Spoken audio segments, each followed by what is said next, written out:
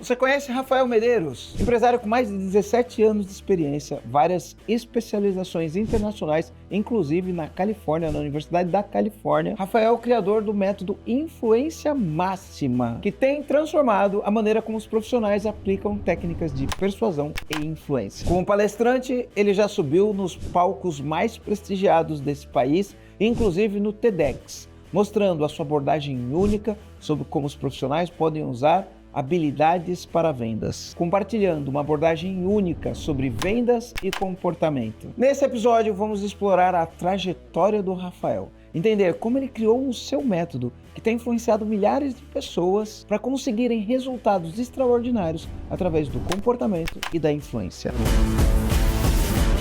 Está começando mais um podcast Empresa Autogerenciável, podcast que vai ajudar você, que é dono ou dona de uma pequena e média empresa, a acabar com o caos na sua empresa através de uma equipe autogerenciável. Meu nome é Marcelo Germano. Meu nome é Rafael Medeiros. Show de bola. E hoje a gente tem um episódio muito especial. Vou pedir para o nosso convidado se apresentar, mas eu conheci o Rafael, eu acho que eu te conheci na pandemia, né? Você veio para Floripa. Em 2020, 21, vim para cá. 21. Aí, exatamente. A gente se cruzou no restaurante, né? A gente se cruzou num restaurante, bateu um papo rapidinho, e aí desde então a gente se cruza em alguns lugares e a gente fala, pô, gostei do que ele faz, né? Vamos marcar um dia pra gente gravar, pra falar sobre o tema, e hoje deu certo, Deu né? certo. Estamos aqui, né, Marcelo? Depois de 4 anos deu certo. E o Rafael, ele é especialista em várias coisas, né? Na verdade, ele é especialista numa coisa que se deriva em várias coisas, mas ele entende muito de posicionamento, de como criar conexão e de quem é você no final das contas, porque se você não sabe quem é você, você não cria conexão e você não tem um posicionamento, né? Então eu vou pedir para ele se apresentar, pega caneta e papel na mão, a gente vai bater um papo aqui e você vai se conhecer muito melhor e isso vai fazer diferença no final do dia, onde mais importa, né? Na tua qualidade de vida e no seu bolso, nos seus resultados financeiros, beleza? Conta um pouquinho, se apresenta do jeito que você gosta de se apresentar para quem tá ouvindo aqui. Tudo bem. Primeiro, obrigado, Marcelo. Prazer estar aqui. Realmente estou bem feliz, né? Como você falou, né? Há um bom tempo a gente já busca esse contato e agora deu tudo certo. Então, estou aqui para falar em especial daquilo que eu amo falar, que é o comportamento humano de uma maneira tanto racional, emocional quanto espiritual, né? Então, hoje eu me institulo como criador dos códigos da influência, que é o meu método. Temos um instituto aqui em Florianópolis, eu sou multiempresário, tenho 3 empresas além dessa que eu atuo. E dentro desse processo eu guio hoje profissionais da área da saúde, médicos, dentistas, a terem lucro, poder e conexão espiritual. Então, dentro dessa jornada como um todo, nós utilizamos como pano de fundo todas as 9 personalidades humanas, que ali envolve tanto o autoconhecimento profundo, quanto o conjunto de influência social e, claro, influência em massa, que é realmente mover pessoas a partir de uma causa. Então, é isso que a gente faz dentro desse projeto, irmão. Legal, ó. Então, se você tiver aí com caneta e papel na mão, já faz ali um mapa mental e escreve assim, ó. Existe um código de influência, escreve isso bem no meio, tá? E aí você puxa uma perninha e coloca lá. Isso. Lucro, poder e conexão espiritual. E conexão espiritual. Já começa aí. Se isso parece interessante para você, ó, aproveita aqui, porque o Rafa vai entregar o ouro pra gente, Com né? certeza, vamos lá. Show de bola. Então, vamos lá. Existe um código de influência, né? Eu gosto desse negócio código, é que se existe um código, existe um processo que eu posso seguir nesse processo. Perfeito. Me fala um pouco, o que é o código de influência, como você chegou nele, né? O que isso te possibilitou também, né? E aí depois a gente desmistifica isso para as pessoas. Perfeito. Bom, durante muito tempo, né, Marcelo, treinando e desenvolvendo pessoas, ao longo dos meus 15 anos nessa jornada de desenvolvimento humano, eu pude perceber assim, tem pessoas que têm uma determinada capacidade de implementação mais rápido do que outras têm uma capacidade de conexão diferenciada do que as outras, e cada uma tem uma habilidade em comum que muitas vezes, quando utilizada como 80-20 ali no seu mercado, pode ser muito bem monetizado. Eu pude entender, depois que eu tive acesso a essa sabedoria milenária à prova do tempo, que é o Eneagrama, aproximadamente uns 10 anos atrás, eu pude entender na prática que todo esse conhecimento, em especial ancestral, já havia sido encontrado, já havia estado como nomeado, e a partir dessas personalidades encontradas, era muito mais fácil dar à luz, então, as percepções, onde cada indivíduo, através de uma personalidade, tem algo em comum para ser explorado aqui no mundo. Então, trazendo para o mundo dos negócios, eu comecei a utilizar essa ferramenta, obviamente, primeiro para mim, junto à Fundação Americana que eu representava aqui no Brasil. Comecei a recrutar, comecei a criar processo de venda, comecei a criar processo de desenvolvimento do meu time e comecei a perceber, falei, cara, isso aqui é no mínimo interessante. Quando eu saí dessa fundação e vim para a Floripa, eu falei, então tá, deixa eu me aprofundar em cima disso para entender exatamente como eu construo uma metodologia que qualquer pessoa possa utilizar tanto para o autoconhecimento quanto para influência social, ou seja, liderança, ou seja, melhorar a sua conversão em vendas e a partir dali conseguir se beneficiar explorando peculiaridades que elas possuem. Então, todo esse processo nasce de uma sabedoria milenar à prova do tempo chamado Eneagrama, que significa, é um símbolo de 9 pontas. E dentro dessa sabedoria milenar existem 9 personalidades, que o Marcelo tem uma personalidade, o Rafa tem outra, e com um pouquinho de autoconhecimento ou sorte, instinto, faro, sabe-se o quê, as pessoas mesmo sem acesso à sabedoria, muitas vezes elas conseguem colocar a sua aptidão para o mercado de uma maneira muito 80-20, muito produtiva. Mas a grande maioria, ela passa uma vida inteira tentando ser boa em algo pelo qual ela não tem uma aptidão natural para ser. E foi aí que eu comecei a experimentar e entender como essas pessoas poderiam realmente se beneficiar disso em prol daquilo que já fazem muito bem no seu mercado. Então você está querendo me dizer que se eu focar naquilo que eu já sou bom, a Gallup, ela defende muito isso, né? Uhum. O nosso modelo tradicional de ensino, ele ensinou a gente o seguinte: então você é muito bom em português e aí você tomou pau em matemática. Perfeito. Aí você faz recuperação de matemática. Isso, vai estudar matemática. Né? Vai estudar matemática. E aí, matemática, você não é bom em matemática, mas o nosso modelo você precisa estudar matemática. Uhum. Sendo que se você fosse para o português, você ia ficar muito melhor em português. Exato. Aí você nem fica bom em português, nem fica bom em matemática. Exato. Fica meio a meio. Exato. Né? Então, o 80-20 que você fala cara, você é bom em português, vamos focar no português. Perfeito. Né? Porque ali o teu 80-20 do teu resultado é isso. É mais ou menos isso. É nessa linha, porque veja bem, Marcelo, tem uma predisposição, tanto genética quanto com questões neurais que nós vamos desenvolvendo ao longo do tempo, que nos dão uma capacidade, uma predisposição para tal comportamento que uma vida inteira a gente treinou.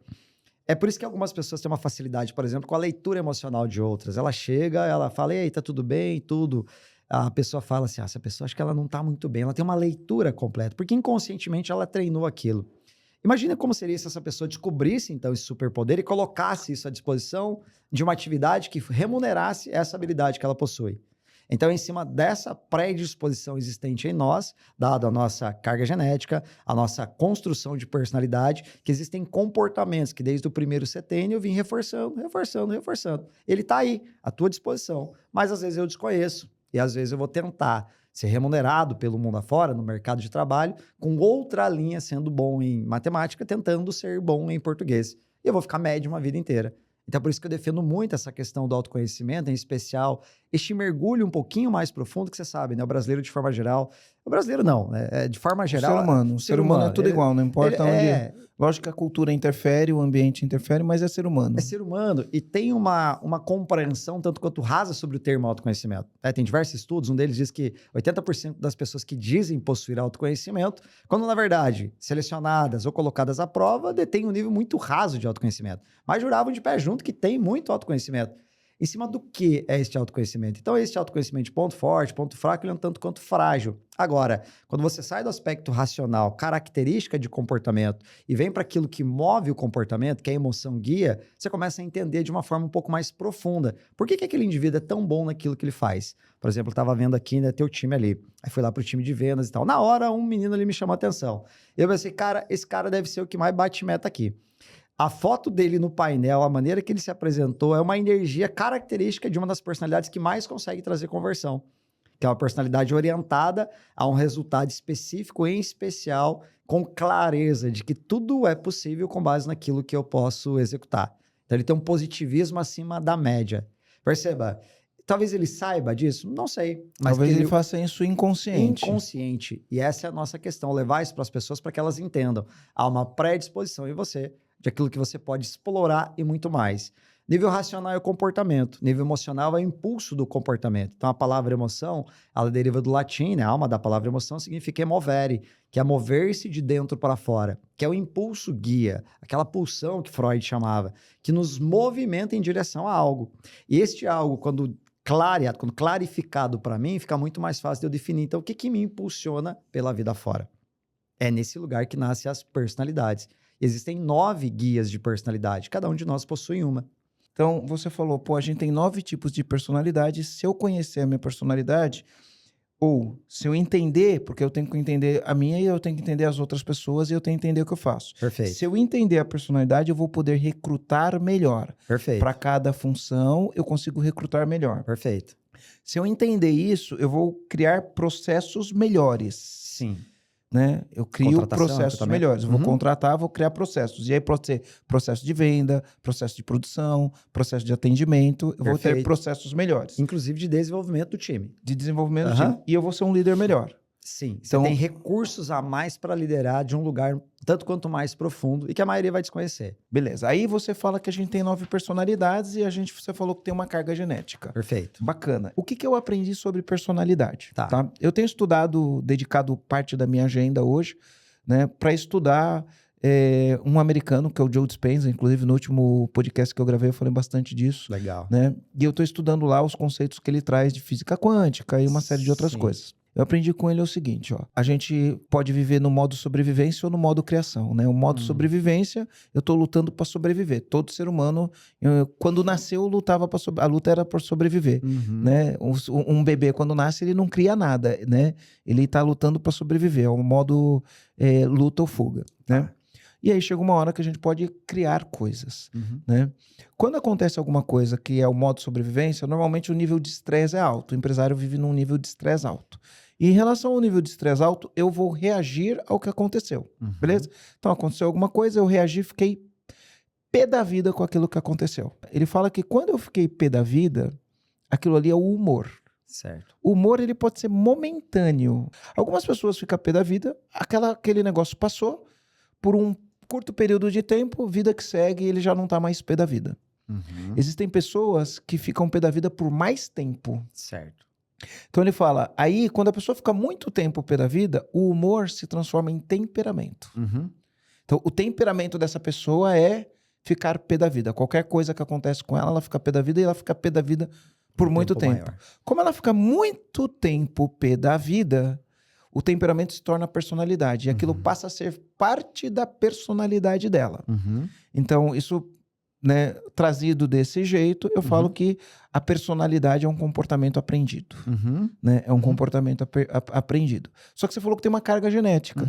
Então, eu queria saber como que eu encaixo isso. Porque eu posso desenvolver uma personalidade de ser uma pessoa leve, de ser uma pessoa fluida, de ser uma pessoa amigável, de ser uma pessoa que entrega, de ser uma pessoa que energiza o time. Eu posso desenvolver essa personalidade. Perfeito. E eu posso desenvolver a personalidade de ser ranzinza, que reclama de tudo, que se intoxica com qualquer coisa que acontece. Eu posso desenvolver isso, né?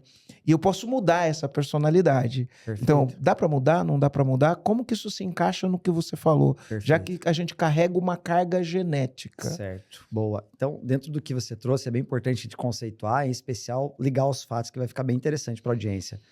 Quando nós estamos conectados a algum tipo de estímulo, por exemplo, algo aconteceu, eu fiquei pé da vida. Nós estamos ativando o modo reação. Então, sempre que algo acontece e eu reajo àquele estímulo, normalmente eu não penso para fazer. Eu simplesmente faço. Porque em algum momento eu já fiz, aquilo ficou validado, e entre ônus e bônus é ok aquele comportamento. Mesmo que às vezes a reação seja bem ruim e eu pague um preço por isso. Por exemplo, eu tenho uma personalidade, por exemplo, que se eu ficar pé da vida, eu estouro com alguém. Isso me dá um prejuízo lascado, mas a reação é maior do que o meu freio do instinto. Eu acabo pagando preço por isso. Eventualmente perco talento, perco cliente, etc. Então, através de um estímulo, o significado para aquele estímulo para mim é pesado, e tão pesado que eu levo a reação ao limite. Beleza. Então, nós temos o conceito de ação e reação. Puramente instintivo. Instintivo, porque em algum momento da infância, vamos voltar agora lá para a carga genética, você sabe que em diversos estudos se fala, por exemplo, o alcoolismo. Ele se passa em até 2 ou 3 gerações, por exemplo. Se for pegar leis sistêmicas, por exemplo, eles falam sobre a fidelidade transgeracional. Mas dentro do processo da sabedoria milenar, do Enneagrama em especial, se fala assim, na primeira infância, ali de 0 a 7 anos, se começa a criar diversos significados na mente humana, né, daquele indivíduo, daquela criança, onde ela vai dando percepção de um caminho possível para escapar da dor. Por exemplo, imagina assim, eu tenho uma filhinha de 10 anos agora. Eu tenho um pequenininho de 2. Até os 8, 7 anos de idade da minha filha, ela era sozinha. Era eu, minha esposa e ela. Então, todo o amor dos pais era direcionado para ela. Com a chegada do pequeno, o que acontece? Ela pode criar um significado, porque nós sabemos, nunca é o fato, e sim o significado que nós damos ao fato, e normalmente é inconsciente. Ela pode criar um significado do tipo, nossa, papai e mamãe agora me rejeitaram. E isso, na psicologia, é tido como transtorno da rejeição. onde eu vou, então, sofrer agora uma dor emocional, uma dor mesmo no centro do peito, são 3 centros de inteligência, segundo a sabedoria milenária. Então, no centro de inteligência emocional, eu sofro as dores da alma. No coração. No coração, então eu sofro, poxa, papai me rejeitou, agora só cuido do irmãozinho. E é este sofrimento aqui que vai me causar uma dor / desconforto. À medida que eu sinto esse desconforto, então, sabe que o nosso cérebro é programado para nos fazer fugir da dor. E o centro de inteligência mental agora vai criar um recurso. Esse recurso vai dar para a criança um caminho para ela seguir para fugir da dor, um nível muito inconsciente. Que ela vai, então, receber, ela vai conceber uma saída para aquele comportamento. E, neste caso, uma das personalidades que sofre do transtorno da rejeição, por exemplo, nasce a fixação mental chamada adulação. Que é o quê? Olha, Marcelo, é como se tivesse um diálogo na interna. Olha, Marcelo, você está sofrendo com a ausência do papai e mamãe? Faz o seguinte, vai lá e agrade eles. É um comando, é um caminho. E cada personalidade sofre com um tipo de transtorno e recebe um tipo de comando, como se fosse um teste. Teste operação, teste saída. O que ele faz? Ele vai lá e testa. Imagina que esse que teve o comando de adular os pais, agora recebe ali dos pais um reforço secundário. Tipo, olha, tá ajudando o papai, que bacana, parabéns, tá virando mocinha. Você concorda que aqui ela pode assimilar que aquele comportamento deu a ela, então, o amor dos pais de volta? E que a dor da rejeição passa a ser curado?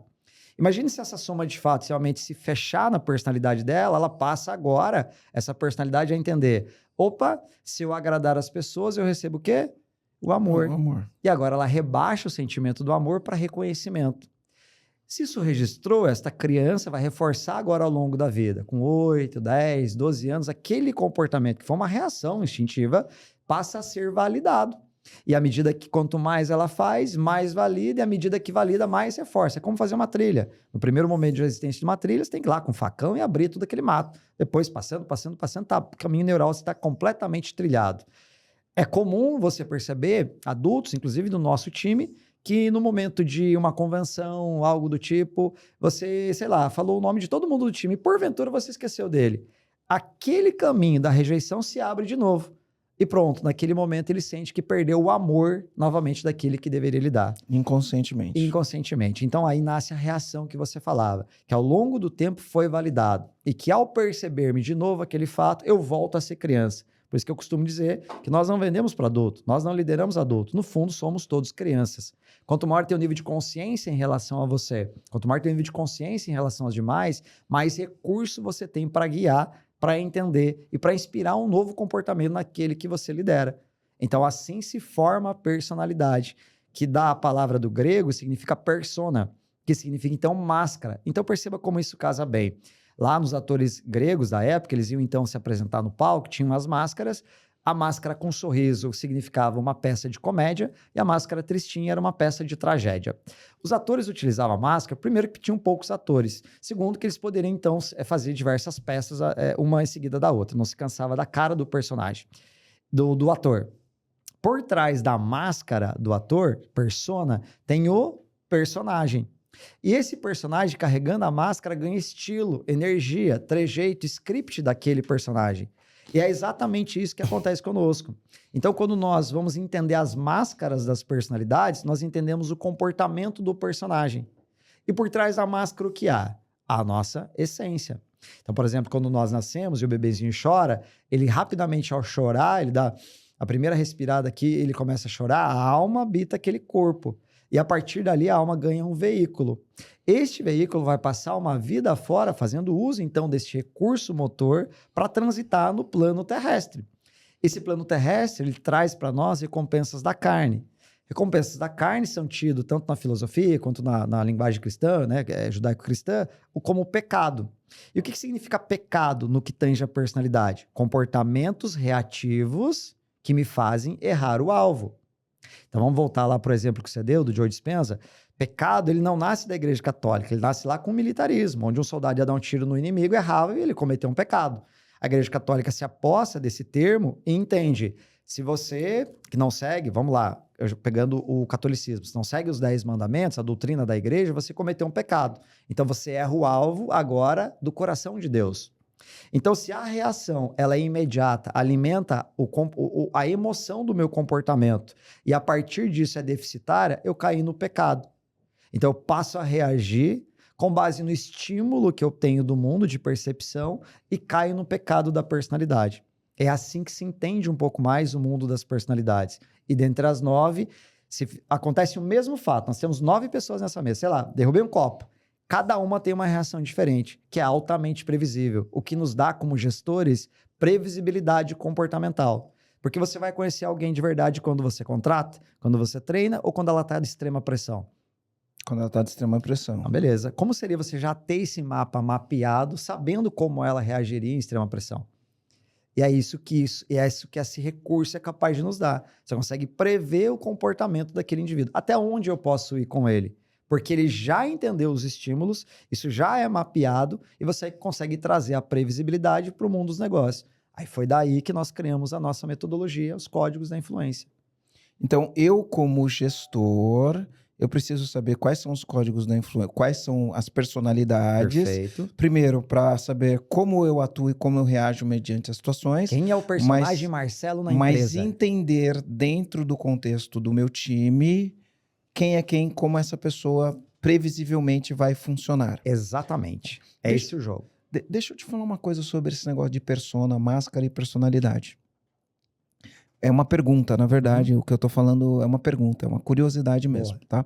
Então, quando a gente faz qualquer tipo de assessment, né? Então o Enneagrama é um assessment, o DISC é um assessment, o Via Character é um assessment, existem vários tipos de assessment, todos eles, enfim, dentro de um objetivo específico, ele funciona principalmente no quesito liderança, né? O Enneagrama é o que a gente vai falar do código da influência. Como eu vou usar o Enneagrama para influenciar meu time, para influenciar meu mercado, para influenciar meu cliente, meus fornecedores, enfim, todos os stakeholders, todas as pessoas envolvidas, para eu ter mais lucro. No final do dia, o empresário quer ter mais lucro, ele quer ter um time engajado. É isso aí. Se eu não tenho influência, eu não engajo o meu time. É isso. Beleza?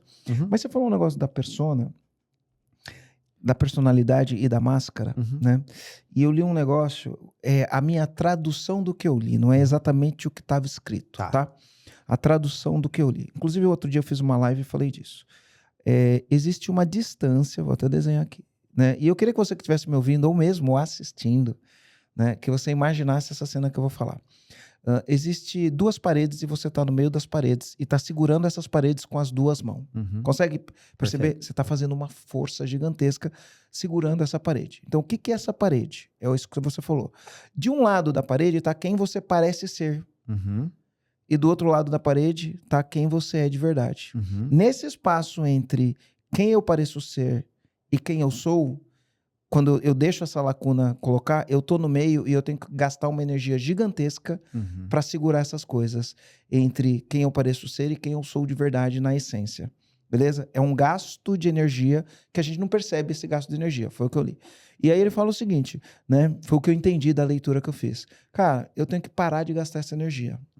E como que eu paro de gastar essa energia? Simplesmente eu saio da frente. Então imagina que você está segurando a parede, fazendo força entre quem você é, na tua essência, e quem você parece ser pro mundo. Né? Qual é a máscara que você está usando? Porque no final do dia todo mundo usa uma máscara. Total. Né? Total. Todo mundo usa uma... Em mundo de Instagram, a máscara do bem-sucedido, a máscara da vida perfeita, a máscara da família Doriana, né? A gente tem máscaras e máscaras e máscaras. E a gente tá ali gastando energia, né? Tem um livro que chama o Cavaleiro Preso na Armadura, né? Muito bom. Que ele fala muito da máscara, né? E aí ele fala o seguinte, cara, a gente tem que dar um passo para frente para fechar essa lacuna. Né? Então a gente tem que dar um passo para frente. Então imagina essa cena, você está segurando, você dá um passo e aí fecha. E aí quem você parece ser é quem você é. Né?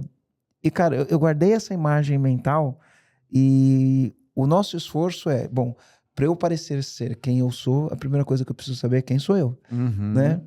Então, a máscara é, poxa, eu sou empresário, eu tenho 5 empresas, tenho mais de 200 funcionários, faturo não sei quantos milhões, né? Essa é a máscara. Do empresário, né? Essa é a máscara. Perfeito. Todo mundo tem, o líder tem a máscara, o empresário funciona, todo mundo tem sua máscara. Né? Mas quem você é na essência? Quando você para de gastar essa energia, você aumenta o teu potencial. Porque eu não estou desperdiçando mais energia entre ser e parecer, né? E eu concentro toda uma energia para ser melhor do que eu sou. Né? E aí no mercado a gente ouve o seguinte, que parecer é mais importante do que ser. Sim. É uma das suas... você parecer bom é mais importante do que você é bom. Um cara que parece bom vai ganhar mais dinheiro do cara que é bom e não parece que é bom. Perfeito. Pô, gera uma confusão na cabeça do empresário. Porque aí o empresário começa, pô, pra eu parecer bom, eu tenho que comprar esse carro. Aí começa, né? Pra eu parecer bom, eu tenho que morar nesse bairro. Sim. E pra eu parecer bom, eu tenho que ir não sei o quê. E aí começa a gastar uma energia entre quem ele é e quem ele parece. Muitas vezes, né? Perfeito. Aqui eu dei um exemplo, talvez seja um exemplo raso. Sim. Eu não sei se ele é um bom exemplo, é um né? bom exemplo. Mas às vezes pode ser um exemplo raso, né? Então, como eu faço para saber quem eu sou, para não ter que gastar energia parecendo pro mundo quem eu não sou? Perfeito. Né? Ou como que o personagem... É adequado que o personagem tire a máscara e seja ele mesmo? Perfeito. Ou a máscara é uma ajuda? Ou ele precisa da máscara? Talvez, né, Marcelo, essa seja assim a grande questão filosófica da existência humana, né? Porque quando você olha para isso, você olha para aquilo que lá primordialmente nós somos, né? Então, basicamente, antes da máscara, né, nós temos em nós o veículo, né, o corpo, que é o veículo mais denso, né, a parte da nossa alma mais densa é o nosso corpo. Por exemplo, sei lá, cai fulano aqui morto, ele está inanimado, né? Não há nele ânima. Ânima é alma. Então, a diferença de um ser animado, seja vivo para um desanimado, é a alma que habita o corpo. A energia que estava ali, ela vai embora.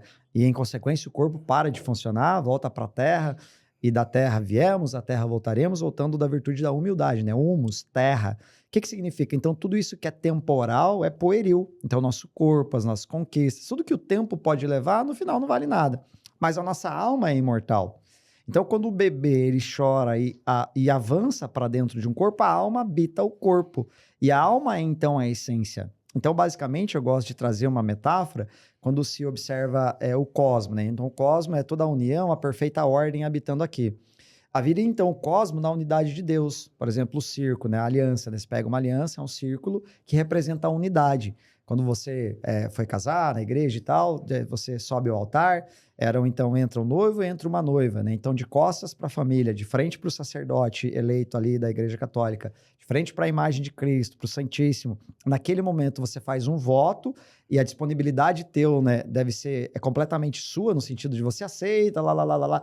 Sim, o outro você aceita. Sim, naquele momento do sim, o que eram dois, agora viram uma unidade.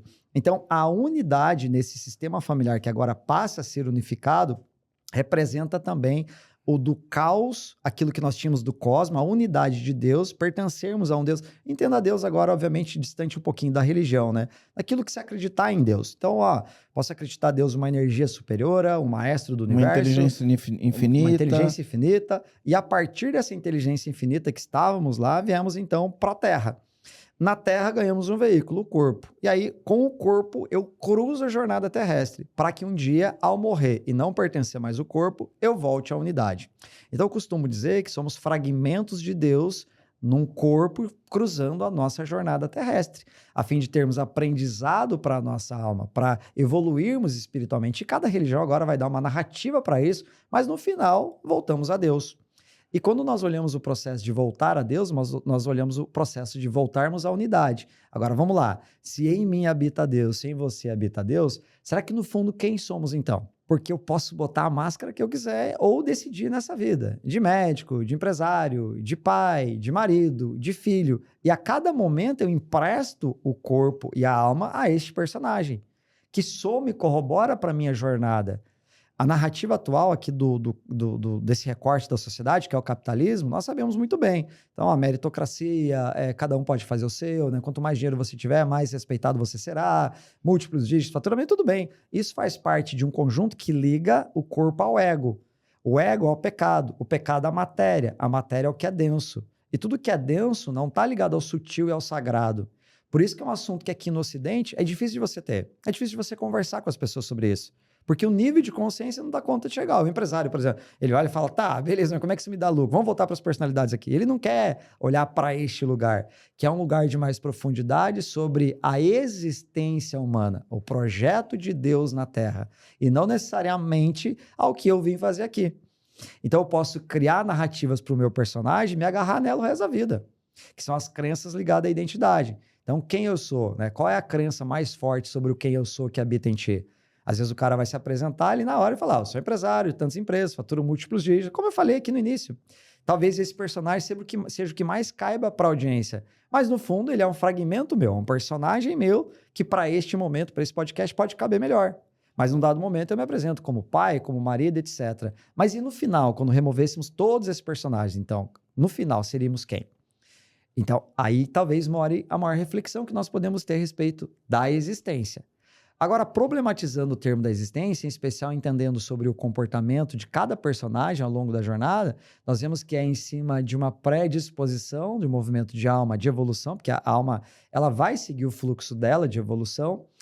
Muitas das narrativas que nós pegamos, por exemplo, aqui no Ocidente, relacionado a dinheiro, a faturar mais, múltiplos dígitos e tal. Você pega, por exemplo, o Balneário Camboriú. Aqui em Floripa também, mas Balneário Camboriú é mais.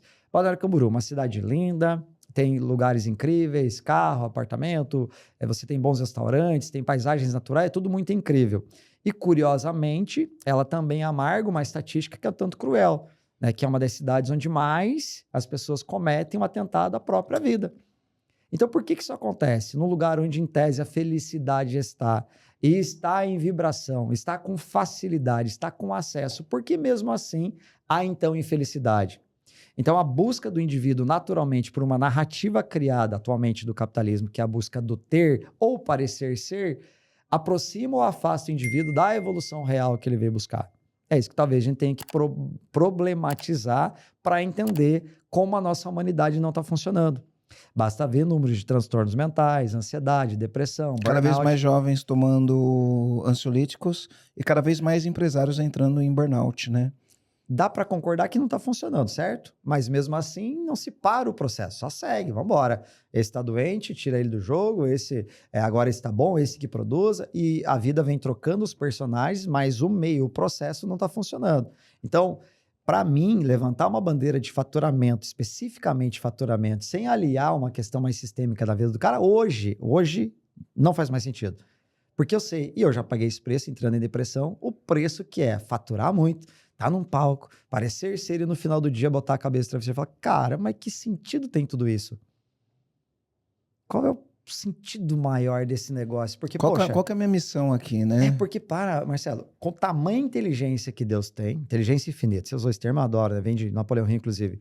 Com toda essa capacidade que Deus tem, basta você, eu não acredito em Deus. Beleza, olha para o sistema solar, olha para manhã, tarde e noite. Existe uma inteligência que criou tudo. Uma inteligência rítmica que faz o mundo fluir em perfeita ordem. Então, tudo na natureza é fluido, segue uma inteligência numa perfeita ordem, nada cabe em si mesmo com fim utilitarista. Então, as coisas evoluem e crescem, como tem que ser. Por que o indivíduo não está sendo assim?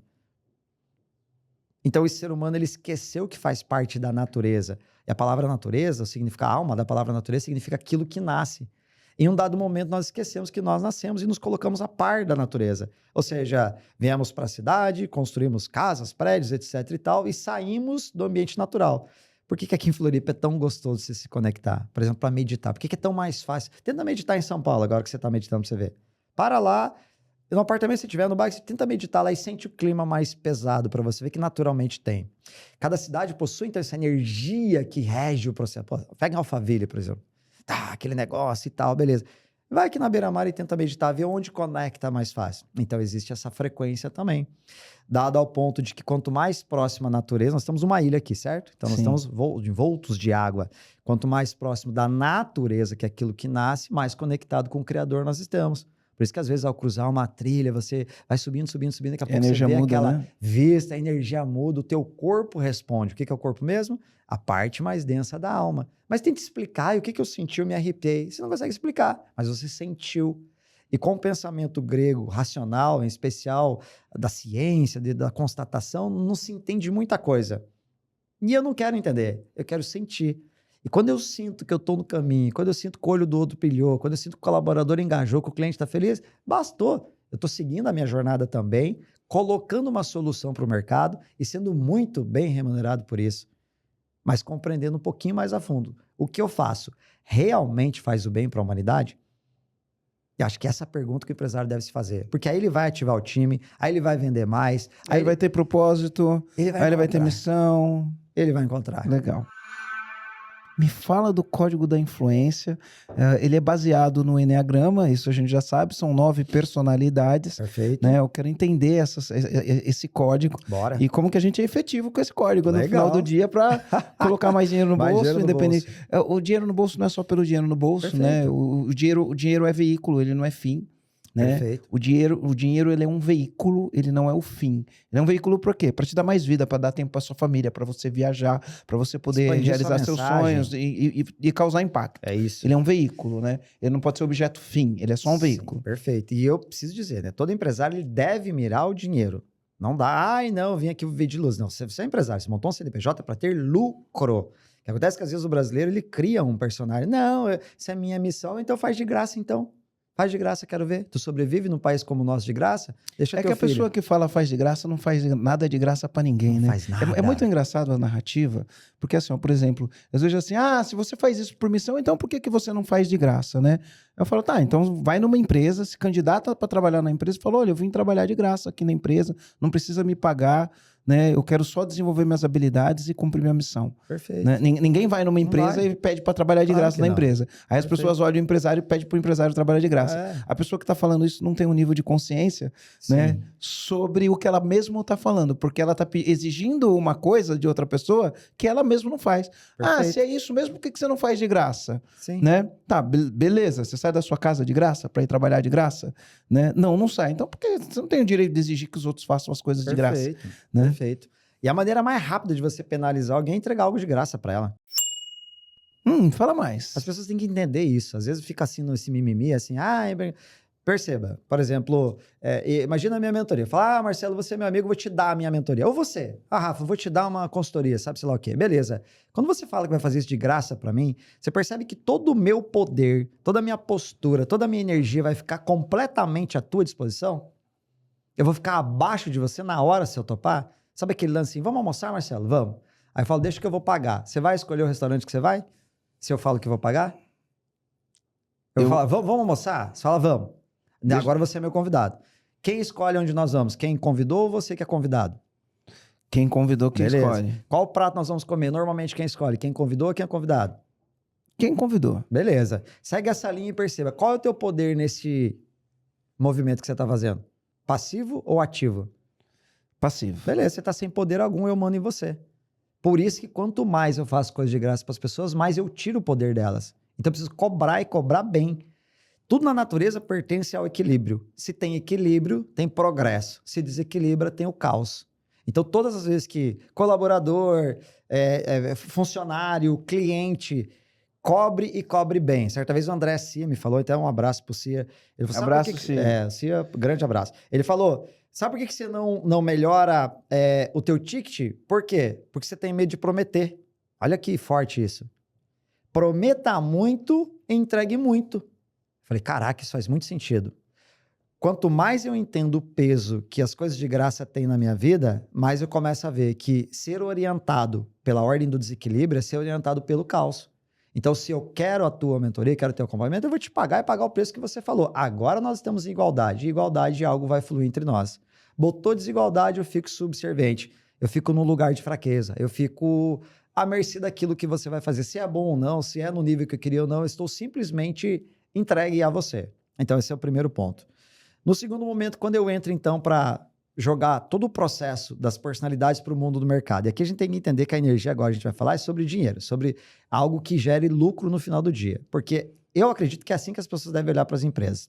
Como eu gero lucro no final do dia, fazendo bem para o meu cliente final e o bem para a minha escala produtiva, seja colaborador, fornecedores, todos os stakeholders envolvidos ali. Qual é o princípio, então, da cooperação? É que aquela pessoa dentro do meu time, ela consiga fazer algo que tenha um impulso dentro dela que é bom para ela, que ela receba uma recompensa e não uma punição, e ela consiga exercer aquilo de uma forma leve. Cada personalidade tem a sua característica central para ser guiada em direção de algo. Por exemplo, quando você olha para uma personalidade, o C1, o número 1 lá de todos, a primeira personalidade, o que ela tem em comum? Ela tem um caráter de perfeccionismo.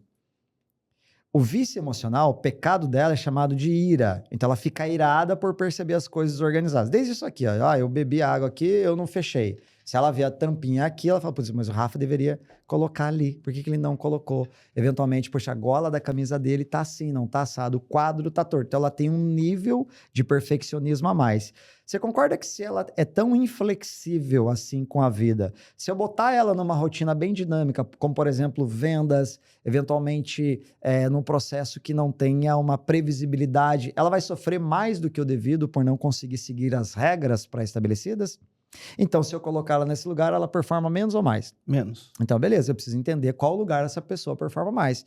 Mas se eu botar ela para cuidar, por exemplo, da minha gestão de tráfego, cuidar do meu financeiro, cuidar dos KPIs da minha empresa, não vai ser mais suave para ela desenvolver? Então, pronto, eu comecei a entender o princípio básico daquilo que já veio de fábrica, incutido na personalidade dela, para um fim específico que ela fala, para mim fazer isso aqui é de boa. E cada uma das 9 tem um lugar de encaixe. Cada uma das 9 vai ter o que a gente chama de varanda e porão.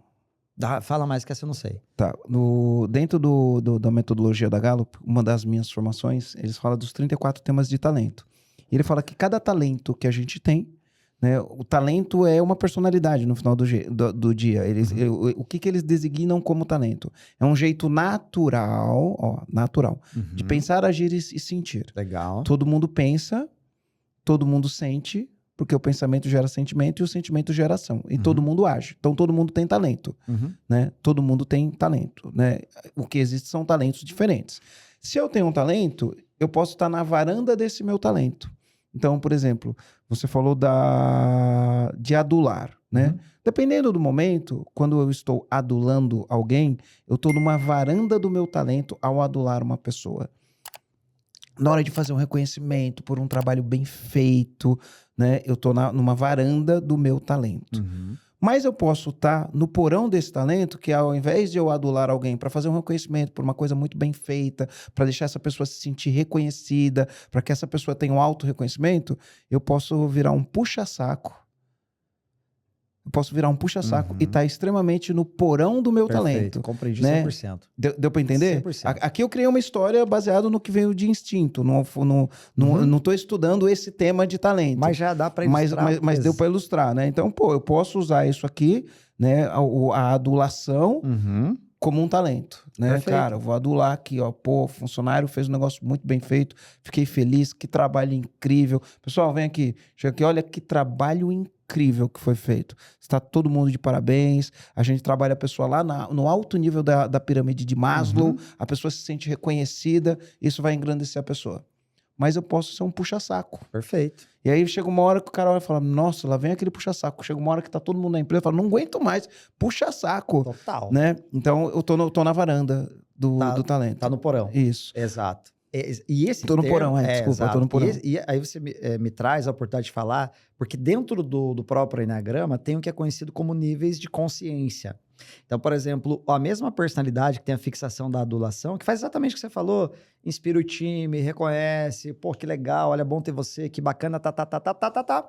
Quando desequilibra, ou seja, quando não tem aquilo que quer, pode desequilibrar o nível de ficar, então, aquela pessoa que passa do ponto nas relações, se coloca como vitimista, começa com picuinhas, em especial, nossa, tava aqui no podcast, o Marcelo não falou meu nome, falou de todo mundo, mas não me reconheceu. Então agora eu vou usar isso contra você, na hora que você precisou de mim eu estava aqui, né? Agora você não me reconhece. E ela vai lá pro porão.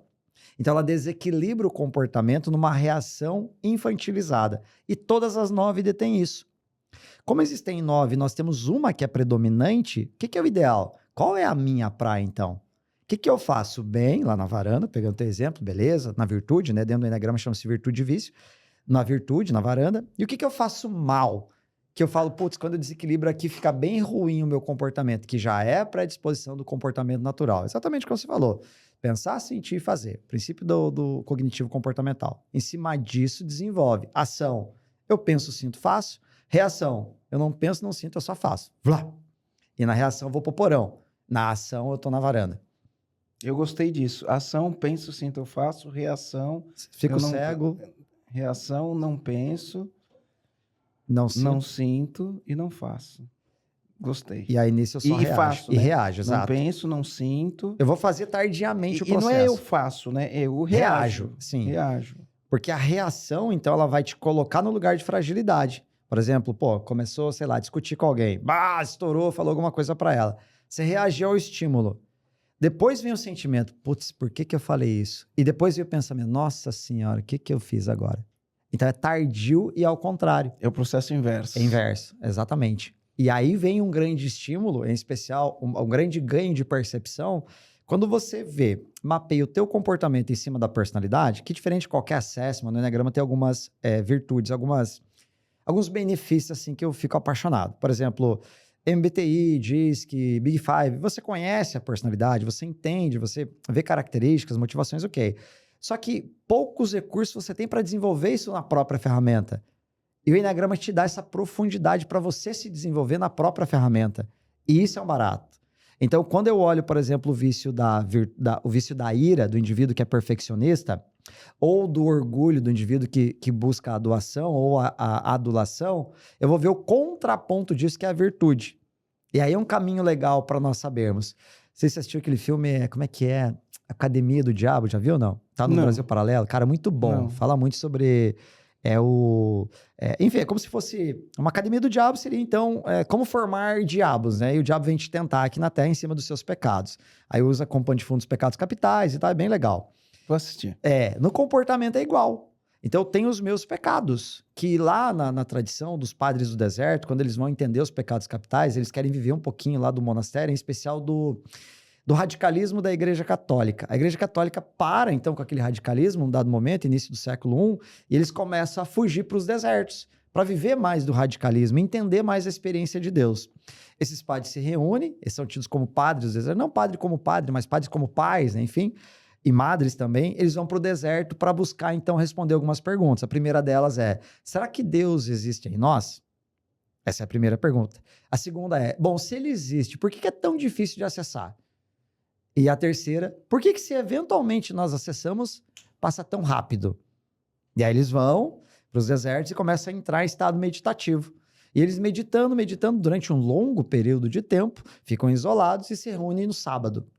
Sabate, né? Dia do Senhor. Eles se reúnem nas rodas, nas trocas, começam a falar, e aí, como é que foi lá, Marcelo?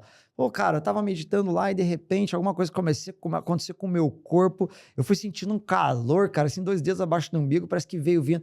Ah, eu senti isso também, isso é a ira. Opa, eles começaram a nomear o que aparecia em comum. E a partir desse compartilhamento, eles começaram a nomear, então, os pecados capitais. Então, o pecado é errar o alvo, capital vem de cabeça, o grande pecado, que através deste pecado proporcionam-se outros pecados. Se nomeia os pecados, inicialmente 9, depois 8, a Igreja Católica formula, então, 7. O Enneagrama usa o conceito dos pecados, que seriam então os nossos demônios, seria o nosso porão, seria o comportamento reativo de uma situação que eu não queria ter, mas aconteceu aquele estímulo e eu reagi assim. Vamos trazer para o mundo dos negócios agora para você ver como fica fácil? Então todos nós temos no time um cara que ele é mais estourado, certo? Ele bate meta, ele faz, ele puxa o time, às vezes eventualmente ele é um baita líder, só que ele odeia injustiça. E de repente o cliente chegou para ele e falou algo um pouquinho mais grosso, ele tem um comportamento até mais agressivo. E, eventualmente, ele no desequilíbrio, ele até vai para o confronto. O que acontece? Todas as vezes que a injustiça aparece para ele, este pecado da luxúria que ativa gladiadores, que ativa monarcas, esse instinto aqui pega ele vai para o embate. Porque lá um significado de injustiça diz assim, a vida é um ringue e só sobrevive os fortes. Então não vem ser injusto comigo, não. A reação dele pode não ser a melhor pelo despreparo que o indivíduo ainda não tem. De qual é o pecado que me acomete todo santo dia? E quando você vai conversar com essa pessoa, você fala, entendendo ele, você vê que ele registra ao longo da vida diversas situações como essa, mas ele não sabe exatamente o que é porque ele nunca nomeou. E aí veio o conceito final. É muito importante nomearmos os nossos demônios. Na inteligência positiva trabalha muito isso, né?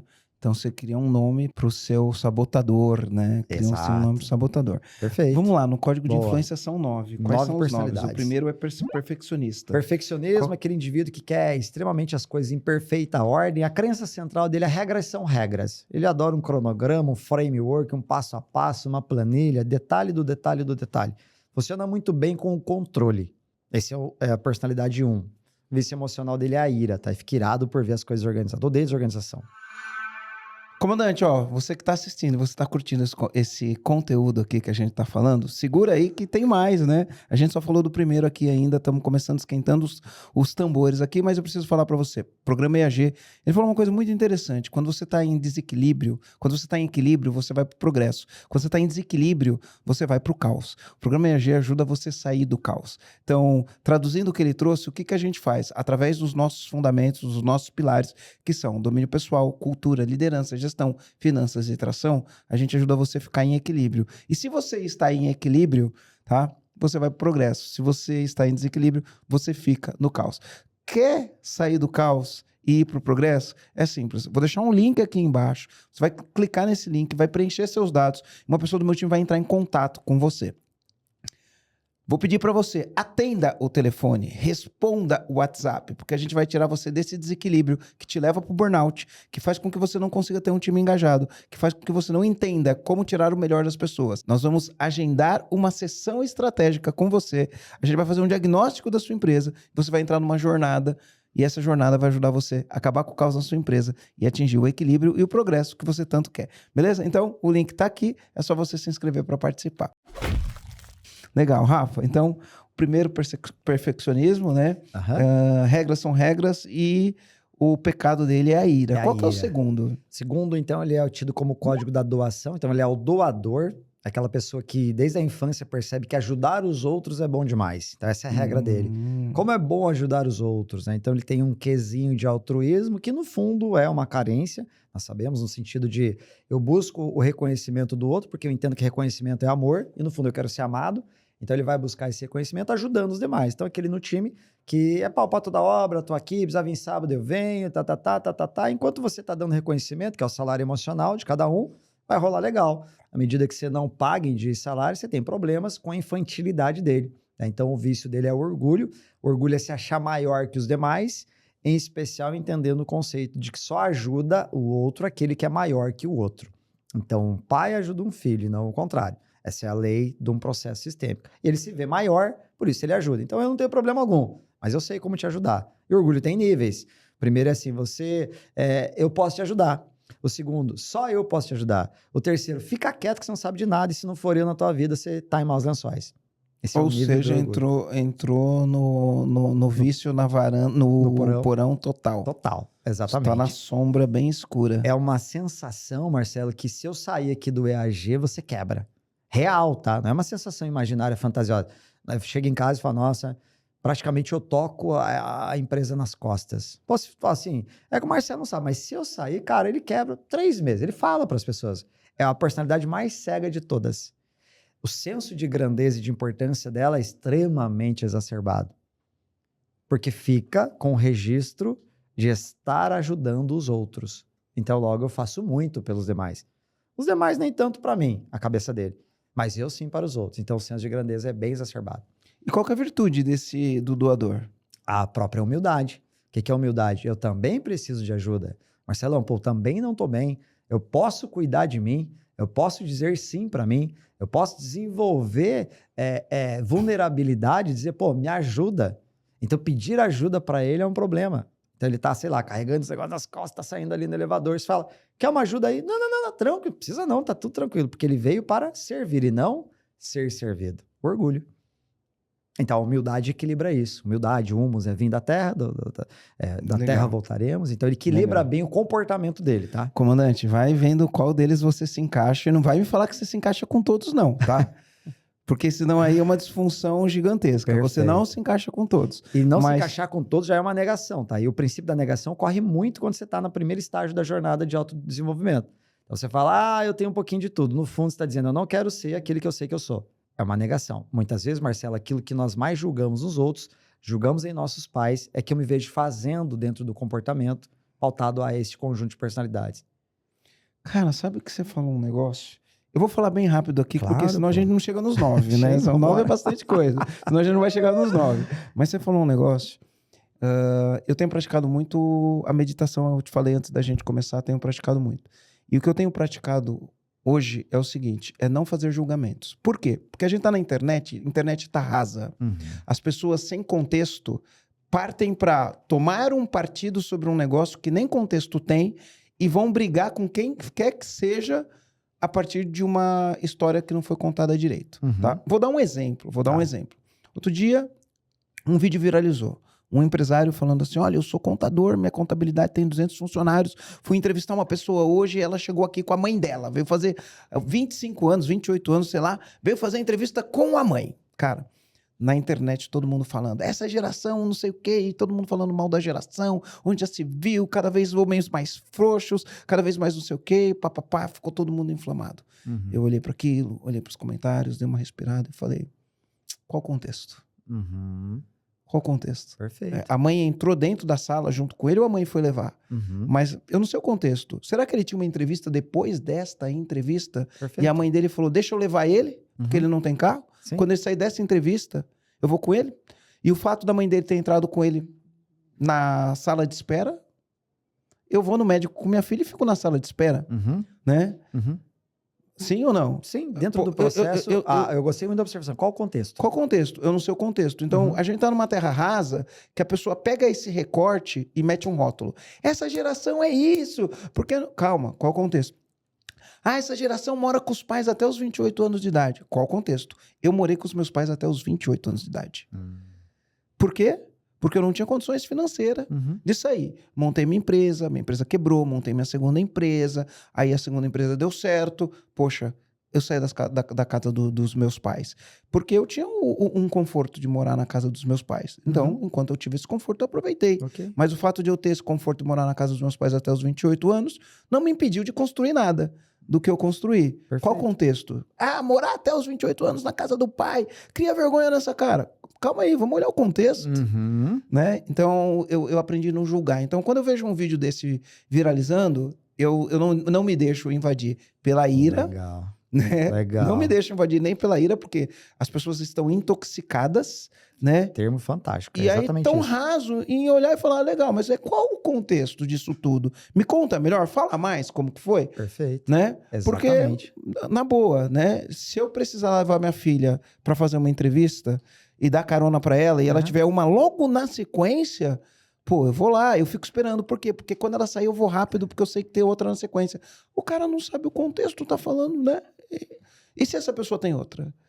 Né? E se naquele dia ela tem 4 entrevistas e ela não quer chegar atrasada em nenhuma? Perfeito. E aí, enfim, né? A gente tá numa terra de... Eu não sei o contexto, então eu não julgo. Deixa eu entender melhor. E esse lugar é um lugar bem poderoso, né? Vamos falar a verdade. Esse lugar que você tá se colocando, porque o princípio humano, né, desse julgamento... A internet funciona muito com julgamento, né? Nossa, o tribunal da internet é implacável. Exato, então ela funciona muito.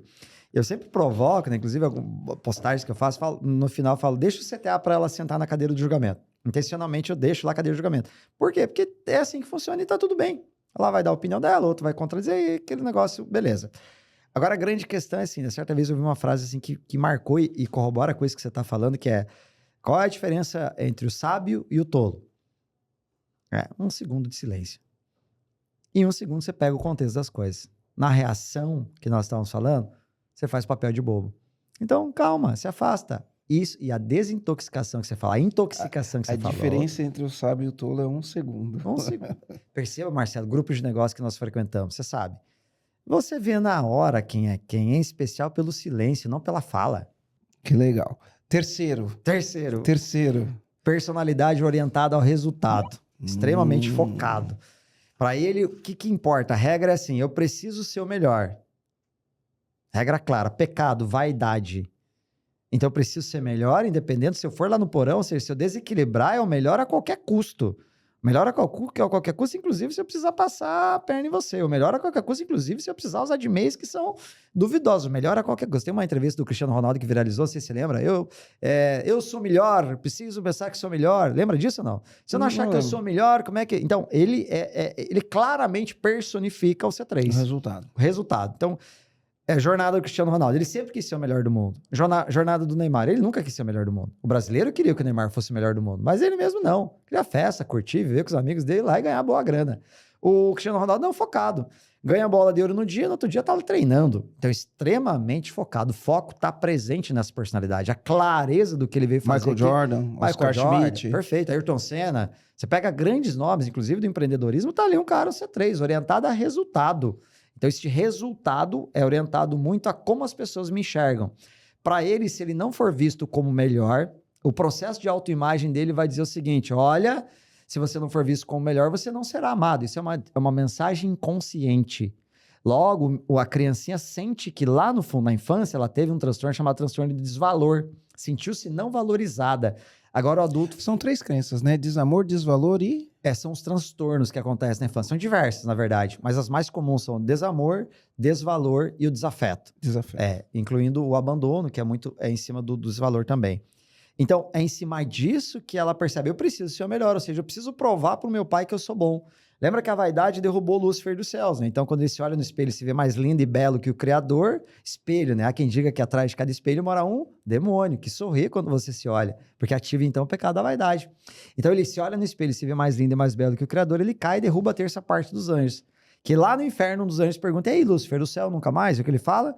Eu prefiro ser o grande senhor do inferno do que um mero anjo no céu. E isso, às vezes, pode estar no teu time.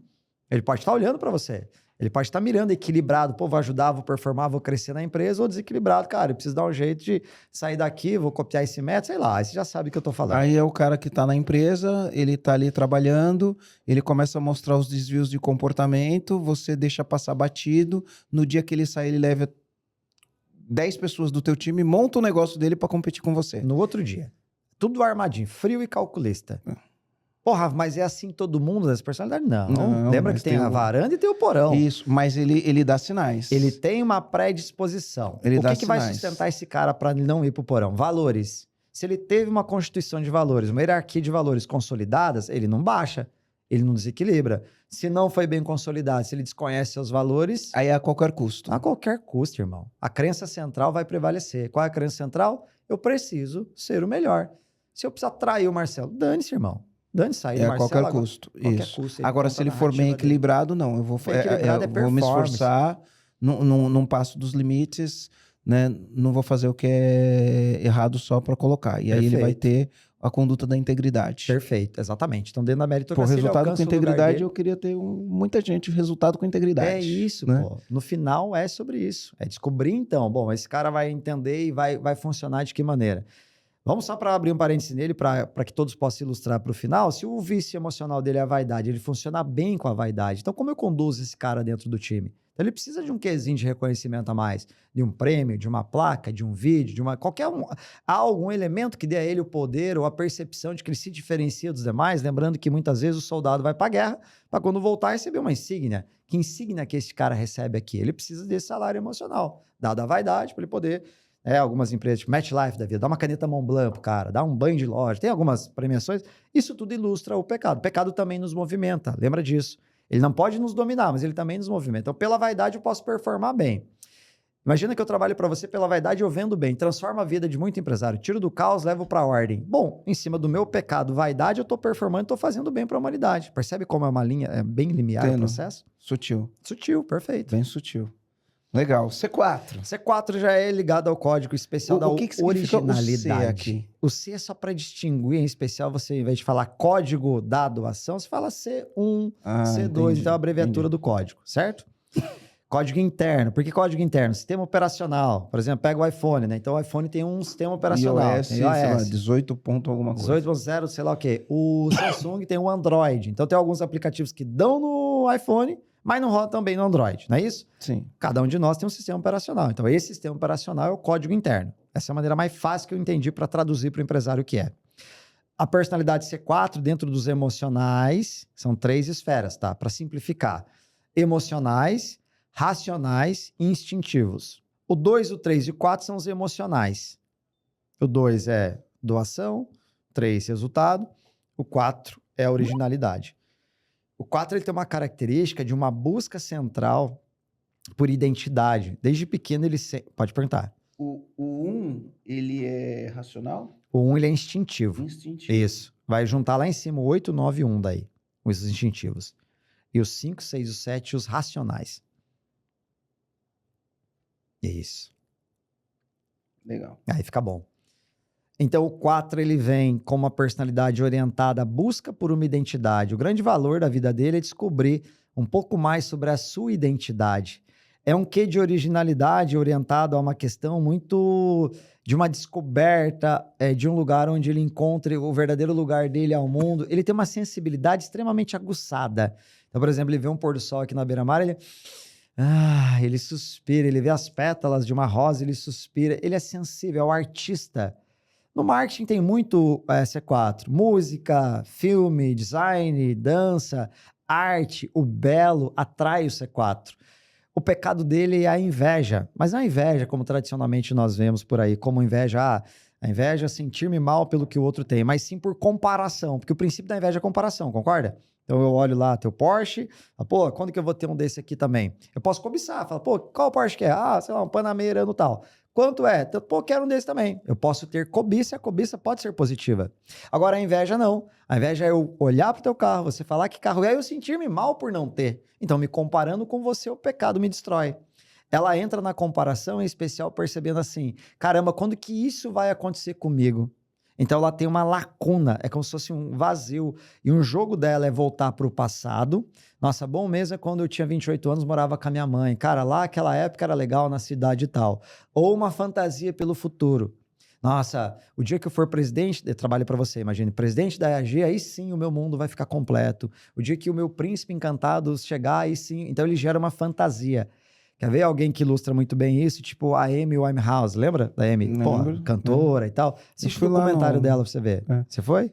Na verdade, tem uma estátua dela em Candental. Eu fui lá onde tem a estátua dela. Que legal. Então, assiste o documentário com esse olhar pra você ver. Extremamente sensível, talentosa e intempestuosa. Baita artista. Baita artista. Então, o comportamento do C4 é, às vezes, ele sofre do que é conhecido na psicologia como transtorno de humor, que é alterar o humor no dia.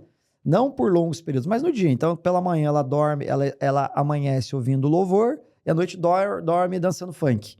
Ela alterna. Ela tá aqui e de repente toca uma música. A música, captada pelo canal sensorial aqui, remete ela a uma lembrança. E a lembrança pode tocá-la. Então, ela é a mais sensível de todas. Pega, por exemplo, Steve Jobs. Ao criar a Apple, por exemplo. Qual que é o slogan da Apple? Lembra? Pense diferente. Uma busca por originalidade. Como é que ele olhou os clientes? Ele não olhou os clientes como público-alvo, como persona ideológica, como nada. O que ele olhou? Como heróis. E os heróis precisavam do quê? De vozes. Se esses heróis são heróis e eles precisam ter vozes para o mundo, como é que eu dou uma ferramenta para essa tribo? Ele cria o iPhone. Algo completamente incopiável. Completamente intuitivo. Uma identidade dele caracterizada dentro de uma visão caracterizada de um mundo idealizado de uma identidade. Ficou mais claro o C4? Ficou. Boa. Inveja é o pecado dele. Agora nós entramos nos mentais. C5, mais mental de todos. Em especial, mais analítico de todos. Já viu aquela expressão poker face? Tá conversando com alguém, o cara não demonstra emoção alguma, mas, cara... Então ele é mais frio, é o homem de gelo, é aquele que não demonstra nenhum tipo de empatia. Ele tá num grupo, ele prefere não se relacionar. Se ele tá aqui na empresa, vai ter uma festa social à noite. Vamos lá, em casa vai ter um churrasco. Ele prefere não ir. Normalmente tá de fone de ouvido. Ele tá num lugar mais introspectivo de todos. Nós estávamos falando aqui no início, nosso amigo, ele tem essa característica, em especial orientado a, se eu ficar no meu lugar, no meu modo caverna, eu reforço o que ele mais busca, a busca por privacidade. Então, dentro Como que é o nome do C4? Do C5. Do C5? É o código da sabedoria. Sabedoria. Pensa num ermitão, pensa num cientista, arquetipicamente, Albert Einstein, Mark Zuckerberg, é aquele cara que vai buscar profundidade no que faz. Quando ele busca essa profundidade, ele alia a profundidade à privacidade. Então, ele pega um tema, ele não horizontaliza, ele verticaliza. Ele vai se aprofundar e vai a fundo naquele conhecimento. E ele traz muito essa busca da sabedoria junto com o mecanismo de defesa dele, que é o isolamento. Então, estar isolado para ele, dentro da privacidade dele, é carregar as baterias. Então ele gosta... O que você curte? Ficar aqui. Sabe o lance da pandemia? Que negócio, ninguém sai, isolamento para ele, pouco perfeito, ótimo, eu tô aqui porque essa é a vida que eu pedi para Deus. Home office, pouco contato social. Então o vício dele é a avareza, que é a mania de retenção, inclusive retenção de conhecimento. Eu preciso reter. Pode faltar, pode ser que amanhã acabe. Então a busca dele é ser autossuficiente, por isso tanta busca por recurso, inclusive sabedoria. O vício é a avareza, mas é um pensamento de escassez. É quase um pensamento de escassez. Não dá para misturar tanto quanto, mas o comando central dele pode faltar, sim, e orienta ele, então, você ser autossuficiente. o que meio que blinda um pouquinho da escassez. Mas ele tem essa percepção da vida. Então, isso aqui pode faltar. Deixa eu construir um bunker aqui na minha casa, vou colocar tudo que eu preciso aqui, porque aqui eu tô na minha privacidade, tô isolado e eu tô me garantindo. Fica acumulando coisas perfeito. ou não? Acumulando coisas. Acumulador. Acumulador. Um grande processo para ele é isso. Ó, até agora eu tô me identificando com 2 e com 5 aqui. Legal. Então, você vai Com ver. 2 e 5 tá parecido comigo. E ele tem uma característica assim especial de não demonstrar suas emoções como um mecanismo de defesa. Então, você vai vender para ele, por exemplo, uma venda de alto valor. Cara, é difícil fazer a leitura dele, porque fala pouco, poucas palavras mesmo, pouca emoção, pouca transmissão daquilo que está dentro da cachola dele. Não, eu transmito muito. Meu trabalho aqui é colocar conhecimento. Mas as pessoas falam, Marcelo, como você é calmo, né? É como se eu não ficasse nervoso, como se eu não estivesse explodindo por dentro muitas vezes, né? Uhum. Mas eu mantenho a calma, né? Legal. Eu respiro, né? No final do dia eu respiro. Perfeito. Né? Perfeito. Respiro, vamos lá. Vamos ver onde isso daí chega. Perfeito. Beleza, e o 6? O 6, ele é o código, então, da segurança. Então, o que ele busca? Segurança. E, para ele, o mundo pode ser um lugar perigoso. Perceba que aqui eu tô falando agora da personalidade mais desconfiada de todas, da mais precavida de todas, daquela que entende que você, o mundo pode estar passando ela para trás. Então, deixa eu ficar esperto, deixa eu entender. Desconfiado de plantão. A fixação dele é o planejamento, né? O cenário futuro. Então, ele tá aqui e tá pensando, será que esse podcast vai pro ar mesmo? Será que o Marcelo não sei o quê? Será que a audiência vai gostar? Mas e se por acaso... Então, ele cria um mecanismo de cenário futuro e no cenário futuro o lugar é perigoso. O que ativa nele o pecado do medo, que inclusive o paralisa. Paralisa para tomar decisão, paralisa para se impor no time, paralisa, porque ele vai ficar mais paralisado olhando que, pode não ser tão fácil como estão falando. Então, você faz uma reunião aqui, a partir da manhã a gente decidiu seguir nessa linha aqui. Qual que é o papel dele na reação? O advogado do diabo. Isso aqui pode não dar certo. Marcelo, você mapeou tal situação? Você viu aquele risco ali? Você já deu uma olhada naquele concorrente? Então, ele vê o quê? O que não tá tão claro para você no otimismo. Ele vai ver o que pode dar errado. Então, a virtude dele é a prudência. Ele tem a virtude... exatamente. Porque, assim, a virtude central dele é a coragem. Mas uma coragem contida, no sentido assim... Não aquela coragem desmedida do gladiador que vai no primeiro golpe e perde a cabeça. Não. É uma retidão inicial pelo medo e o desenvolvimento de uma ação pela qual, com ato de coragem, lealdade em especial, são pessoas extremamente leais, tá? Demora a confiar. Mas se confia em você, vai seguir até... Pode contar um segredo para ela que ela não vai contar para ninguém. No time, vai te seguir até o final da existência. Leal. E por você vai lutar a luta que você falar para lutar. E às vezes por ela nem tanto. Virtude da coragem. Então, esse aqui é aquele que você tem que ter no time e você tem que conquistar a confiança dele. Conquistou, já era. É o bom servo. Perfeito. Bom soldado. Perfeito. Por outro lado, eu vejo esse cara como um bom empreendedor. Porque ele tem coragem para correr risco, mas ele não corre qualquer risco. Exato. O crescimento dele, às vezes, até mais lento, mas é extremamente consolidado. Ele erra menos. Ao passo que, por exemplo, um C3. Resultado. Cristiano Ronaldo. Sai destruindo tudo. Sai destruindo tudo. Então, o cara vai em trancos e barrancos, aprendendo, se reinventando. Beleza, ele vai também. C6 não. Ele vai casinha por casinha, mas na dose, na medida, do jeito. Enquanto ele está lá no equilíbrio dele, a virtude está sendo utilizada como guia para a decisão e não o medo. Perceba, empresário com medo, ele não monta uma empresa, não é isso? É isso. Mas o uso da virtude, da coragem dosada, eu vou caminhando na jornada também, com os riscos muito mais calculados, de uma forma muito mais previsível, muito mais encaixada do que de maneira irracional. Então ele consegue evoluir também. Legal. O 7º. Olha só que loucura, agora o C7 é o completo oposto do C6. O 7º ainda é racional, o 7º ainda é racional e é o último dos racionais. Ele está ligado essencialmente a essa família racional por ter excesso de pensamento ligado ao futuro, e no futuro, ao contrário do 6, que tudo pode dar errado, para ele tudo vai dar certo.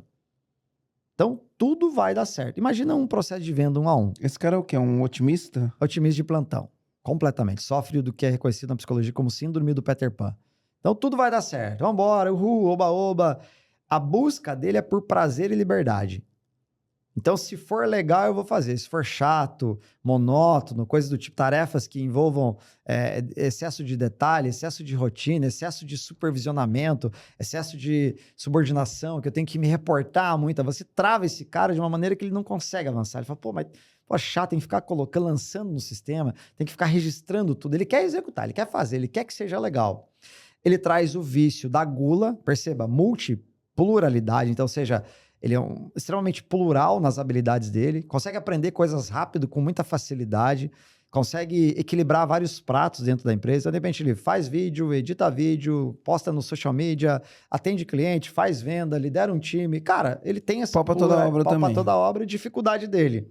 Pela gula e pelo vício, pela fascinação pelo novo, ele pode não verticalizar. Então ele pode ser raso em tudo, que é o conceito do pato que a gente conhece bem, né? Faz tudo, mas não faz nada bem feito. Esse cria um problema para esse cara. E outra coisa também, né? Ele pode fazer tudo e nada bem feito. E aí esse cara vai, via de regra, falar sim pra tudo, né? Ele é pouco essencialista, né? Pouco, é o contrário do essencialismo. Então ele vai dizer sim pra tudo e coloca o nome dele em maus lençóis. Por quê? Obviamente, dizendo sim pra tudo, em algum momento o prato vai cair. E o nome dele vai estar em jogo. Então ele tem uma facilidade de deixar a reputação dele manchada rápido. Não porque ele faz intencional, pelo excesso de otimismo. Então você me passa algo e fala, não, Marcelo, deixa pra mim. Ela fala, deixa pra mim, deixa pra mim, deixa pra mim, deixa pra mim, porque no meu otimismo vai dar tudo certo. Mas na prática, as horas são limitadas, recursos são limitados e pode não funcionar tão bem. Então isso acaba sendo um problema sério pra ele. Por outro lado, ele é otimista, né? Muito ele otimista. Move o time pra cima, vai pra cima, não tem tempo ruim. Não, todo problema, legal. a crença dele, todo problema tem solução. Então pra ele, tudo pode ser resolvido. Para ele a dificuldade... É uma boa mentalidade. Só precisa de um freio. Perfeito, precisa de um freio. E o freio dele, na virtude, chama-se sobriedade. Inclusive, o livro... Né, eu tenho essa personalidade. A minha personalidade é o C7. Dois livros que mudaram a minha vida. O primeiro deles, o Essencialismo, claro, que é de cabeceira. E o segundo, Como Tomar Boas Decisões, pautado no 80-20. Porra, isso, cara, é não... Marcelo, hoje, assim, a cada 10 é 9 não. A cada 10... Nesse último ano e meio, então, a cada 10 é 9 não. Eu tô entrando nessa aqui, aprendendo a falar... E não é mas não, isso, pô. Não, o processo ele é doloroso. Ele é doloroso, mas traz aquilo que pra nós talvez seja o que a gente sempre buscou. Né? Ele é doloroso. Eu falei, não é que não é libertador, né? É porque é um processo de aprendizado, né? Então, todo processo de aprendizado, você vai passar pela dor do aprendizado, né? Então, eu tô nesse processo desse aprendizado aqui ainda. Imagina pra mim o Sete, que adora oportunidade, que tudo vai dar certo. Vambora, Rafa, vamos montar. Bora. Vamos fazer uma imersão junto. Bora, irmão. Recentemente fui lá no teu espaço lá. Inclusive, tô contratando, a gente vai fazer um evento lá em junho. Ah, legal. Legal. Consegui fechar com as meninas lá. Tudo vai dar certo. Então, tudo é uma novidade. Vambora, é um oba-oba. Cara, se não bota freio nisso, irmão... Legal. A energia dissipa demais. Legal. Vamos pro C8? Vamos pro C8. C8 agora nós entramos de novo lá no instintivo, certo? 8, 9 e 1 instinto. 2, 3 e 4 emocional. 5, 6, 7 razão. Perfeito. Então o 8, ele é o mais forte de todas as personalidades. É literalmente a personalidade mais forte. A busca dela é por poder. Poder a qualquer custo. Vício emocional, luxúria, lux, né? Do latim lux, que é o que? Excesso. Então ele é aquele cara que rompe barreiras, aquele cara que quebra hierarquia, aquele cara que atropela todo mundo. É um elefante numa lojinha de cristais. Tem muita força, tem muita pegada, tem muita postura. Então ele vem, ele quer dar opinião, ele é expansivo, ele toma conta, ele fala alto, ele grita, tem opinião forte, personalidade forte. Basicamente a regra é o mundo é um ringue e só sobrevive os fortes. Então eu preciso ser forte. Se eu for forte, me respeitam. Se eu for fraco, passam por cima de mim. Então eu preciso ser forte.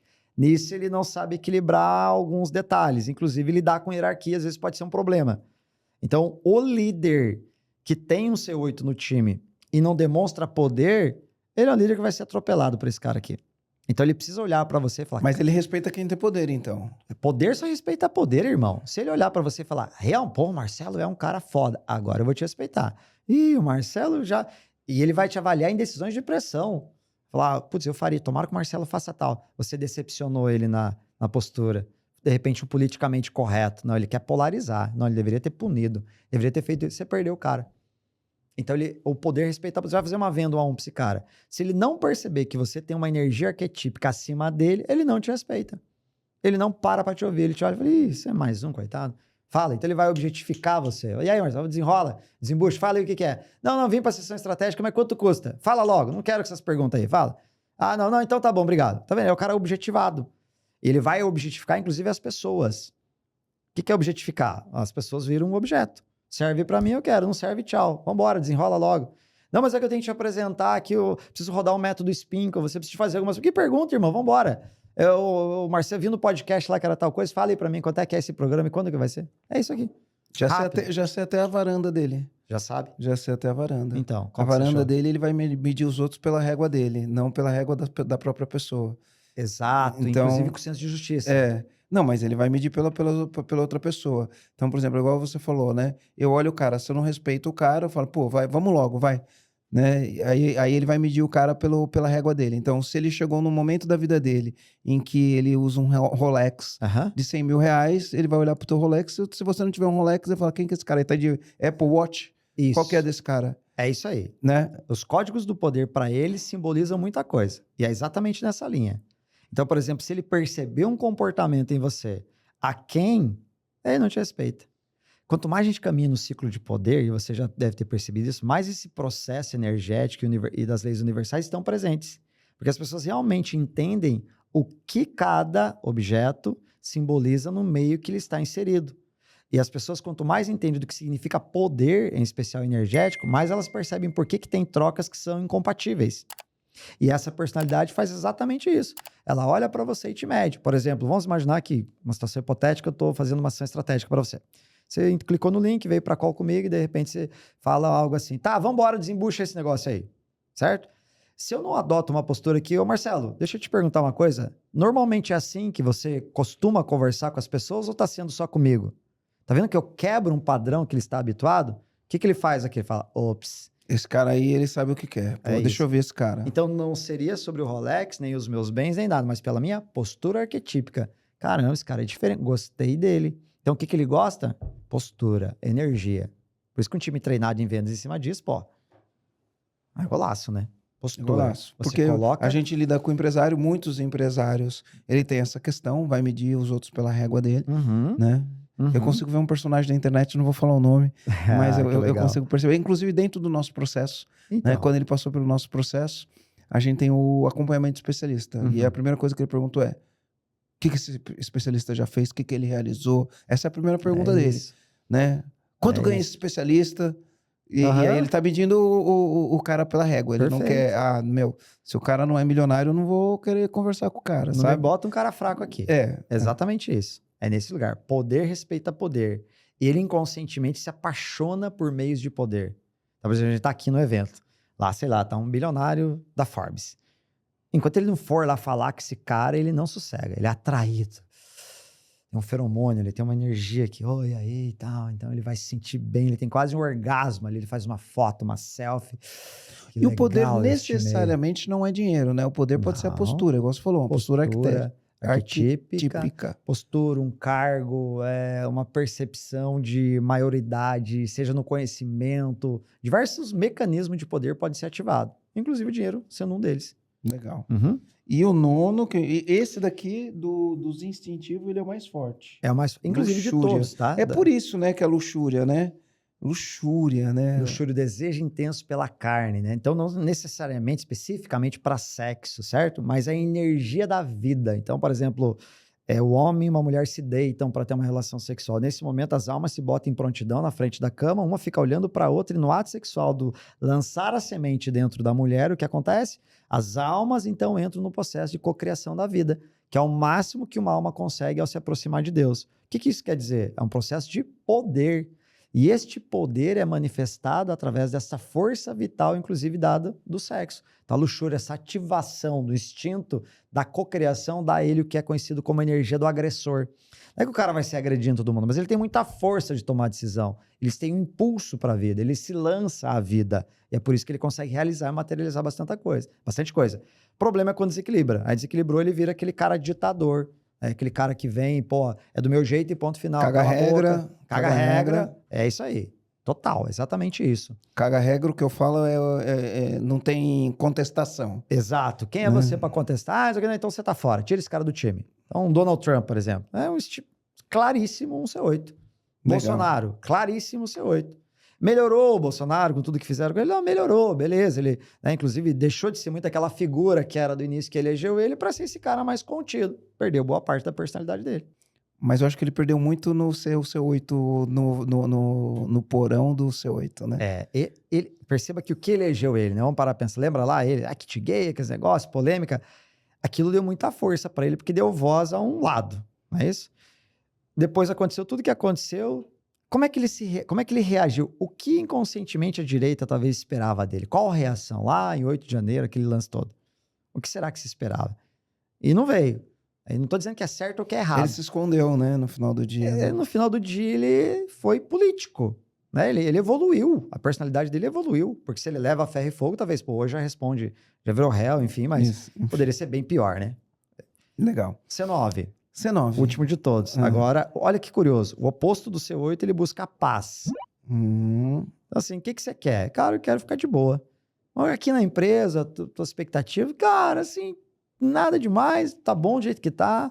Tá, mas no plano de carreira, você tá aqui, você vê quando chegando ali. Cara, deixa na mão de Deus, acho que as coisas vão caminhando. Deixa a vida me levar. Deixa a vida me levar. Eu tive uma vez uma entrevista que eu fiz com um colaborador, a gente tem ali aqui os nossos processos, né? Tá. Que é o que a gente ensina também.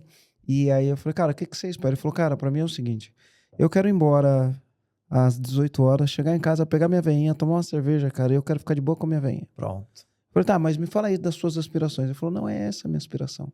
É isso. Eu não quero mais que isso, eu tô de boa. É isso. Não. É isso. Inconscientemente se eu buscar um sonho, vai me dar problema e trabalho.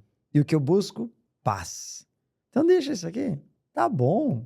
Qual que é a virtude de quem busca paz? Ação certa. E sabe que a ação certa não significa ação mais fácil. É a certa. E muitas vezes é a mais difícil e a mais trabalhosa. Que vem completamente ao oposto dele. Então ele vê um problema aqui, ele busca inconscientemente ignorar o problema. Que é o quê? Fingir que não existe. Sei lá, tô em dívida no banco. Banco ligando. Rafa, você tá em dívida aqui. Ah, cara, fica tranquilo. Vamos ajustar, vai melhorar. Tô com os projetos, eu mandei umas propostas, eu vou fechar, vai melhorar. Ele vai ignorando. Mas esse é o arquétipo da paz ou não? Da paz. Você vê que estão tentando tirar a paz dele com um problema real. Do mundo da matéria, um problema real. Ele tá em dívida. Ele vai voltar agora pro inconsciente dele e dizer, não tem problema algum não. Tá tudo certo. O mecanismo de defesa dele é narcotização. Que é enquanto quando o problema vai doer nele, ele meio que se anestesia do problema e fala, não, mas tá tudo bem, deixa lá essa dívida aí, depois a gente vê e paga. Então, o principal problema é ele ignorar o problema achando que o problema se resolverá sozinho. Ele cria muito problema em cima disso. A energia dele tem de ser uma energia mais feminina do que o normal, para homem em especial. Então, ele não vem com aquela postura imagine hoje, luxúria, poder, vambora, lá. Ele vem, não, beleza, tudo bem. Então, ele tá aqui, de repente eu tava com a cabeça, vai dar certo. E, inclusive, ele é otimista também. Ele se confunde com o 7, mas o 7 jamais se confunde com ele, porque o 7, o que ele não quer é paz. O 7 quer uma boa confusão. Ele quer avançar, a vida tem que andar. E o 9, não, ele só quer paz. Quer ficar de boa. Tudo vai dar certo. Como? Não. Tudo é como tem que ser. E aí ele fica nesse marasmo aqui desse processo. Uma vez que eu entendo esses códigos de influência, qual que é a sacada para eu fechar, olhar para o meu time? Porque todos eles têm virtudes e todos eles têm... Pecado. Porão, né? Ou porão, pecado. Sim. Qual que é a chave para eu poder ir utilizar isso e colocar as pessoas certas no lugar certo e fazer as pessoas trabalharem dentro das virtudes ou dentro da varanda e não trabalhar no pecado ou no porão daquela personalidade? Legal.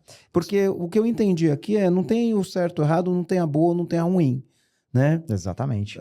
Tem um lugar certo. Tudo tem um lugar certo, Exato. né? Eu vou ter a pessoa certa no lugar certo.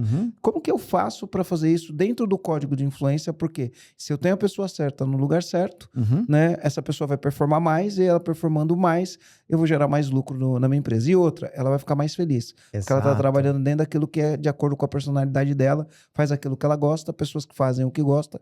As pesquisas da Gallup mostram isso, são mais felizes no trabalho e pessoas mais felizes no trabalho são mais produtivas. O que eu preciso, né, para olhar para isso daí? É lógico que aqui a gente não consegue aprofundar e descer ali na vertical para entender cada um deles, né? Então a gente lateralizou. Mas o que eu preciso para agir de uma maneira que eu olho para isso e falo, legal, identifiquei isso aqui no meu time, agora o que eu faço? Legal, boa. Então, a primeira etapa de todas para olhar time são 3 pilares, né? O primeiro é a autoinfluência, então começa em mim como líder. Então, qual é a minha personalidade, qual a virtude, qual o vício? Então, como eu sou visto pelo meu time, interfere como o time reage a mim. Primeiro ponto. Segundo, a influência social. Como que eu, então, lidero esse time para que a partir deste processo eu tenha o resultado que eu quero e é bom para a empresa, para o CNPJ, e é bom também para o indivíduo. Então, talvez nada seja tão bom para o indivíduo do que ser escalado para jogar no lugar certo. Então, quando eu mapeio as personalidades, pode ser através de teste, através de conversa, através de autoobservação, você consegue entender qual personalidade pode performar melhor, desde a contratação, Marcelo, até a relocação. Então, tem muitas pessoas que às vezes estão no nosso time e você pensa, pô, sabe aquele lance que às vezes o cara pega um bom vendedor e tenta promover ele para head comercial, o cara quebra? Sim. É isso. Porque Ele perdeu um excelente vendedor para ter um péssimo head. E às vezes o cara que era vendedor buscava paz, né? E você colocou ele lá para ativar a vaidade dele, que agora ele é head. O que aconteceu? Você quebrou o cara. Então eu preciso mapear dentro da minha empresa quais cargos e descritivos de funções eu possuo e qual personalidade se encaixa melhor ali.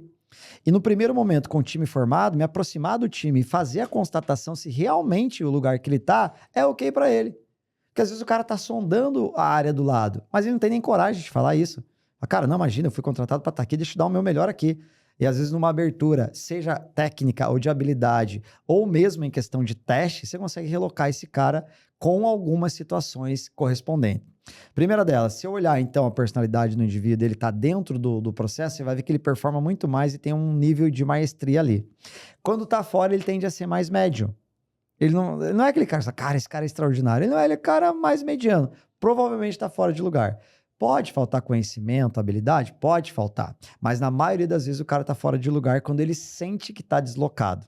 Às vezes ele precisa do emprego. Às vezes era a única vaga que abriu e ele veio aqui para se colocar à disposição para isso.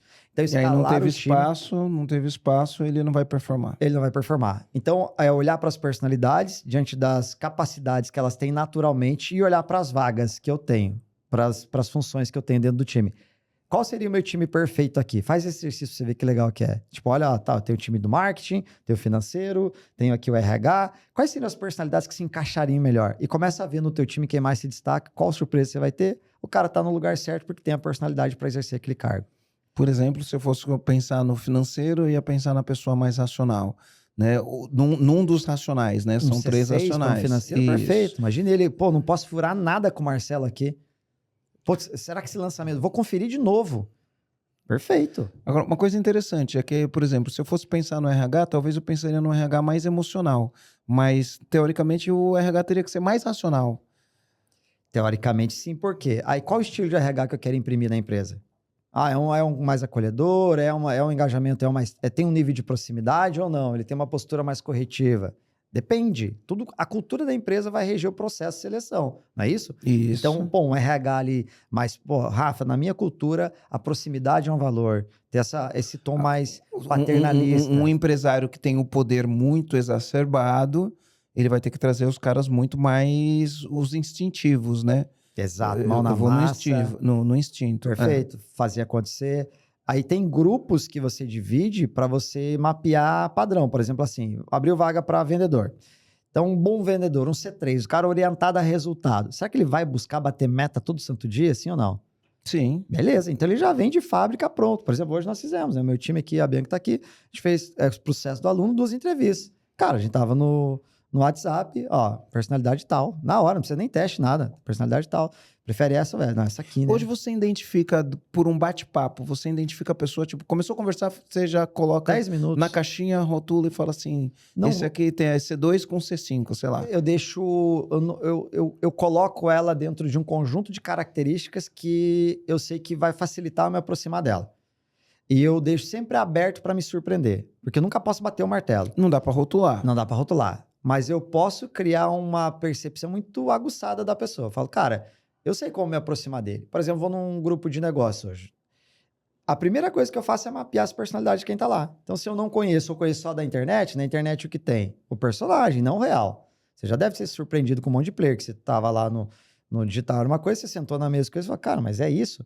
Não é isso? Então, ali eu preciso entender qual a personalidade dele. A partir da personalidade dele, é a forma de tratativa que eu terei com ele. O último que a gente se encontrou, eu sentei numa mesa. Fiz exatamente isso. Silêncio, observa, fala pouco, pergunta muito, deixa o indivíduo falar. São 3 etapas para ler a personalidade de alguém, né? A primeira delas é perceber o padrão de linguagem. Então, o padrão de linguagem revela a personalidade. Segunda é se aproximar a um nível e descobrir crenças centrais, aquilo que move o indivíduo. E terceira é ter um arsenal de boas perguntas para virar um papo agradável, porque você sabe, tanto quanto eu, as pessoas adoram falar. E se elas adoram falar, boas perguntas conduzem o indivíduo. Pronto. Com as perguntas eu tenho insumos para entender o caminho que aquela pessoa segue para determinada situação. E quanto mais eu me aproximo dela, mais a leitura fica facilitada. E o poder das perguntas, né? Pergunta é poderoso demais, né? Pergunta é poderoso demais. Que legal. Perfeito. Padrão de linguagem, Crenças centrais. crenças centrais e as perguntas para dar o pano para manga, né? Perfeito, Pergunta para bem fazer colocada. a extração do mundo daquele indivíduo para o teu. Rafa, cara, eu ficaria aqui mais 2 horas conversando com você, porque esse assunto ele não se esgota no tempo que a gente ficou aqui, né? Mas, infelizmente, a gente não tem todo esse tempo, né? De repente, a gente marca uma próxima, aí chega aquela hora que a gente vai falar...